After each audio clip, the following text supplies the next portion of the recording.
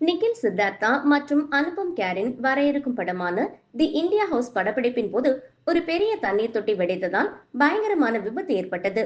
ஷம்ஷாபாத் அருகே ஷூட்டிங்காக படக்குழுவினர் கடல் பின்னணியில் காட்சியை படமாக்க வாட்டர் டேங்கை அமைத்து செட் போடப்பட்டது.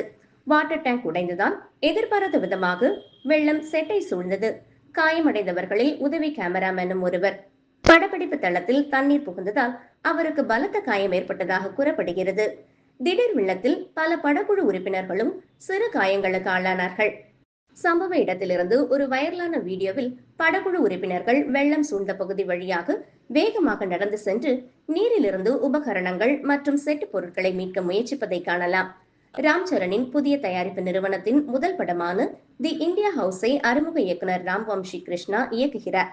மேலும் 2023ஆம் ஆண்டு சுதந்திர போராட்ட வீரர் வீர் சாவர்கரின் 140வது பிறந்த நாளின் போது இப்படம் அதிகாரப்பூர்வமாக அறிவிக்கப்பட்டது.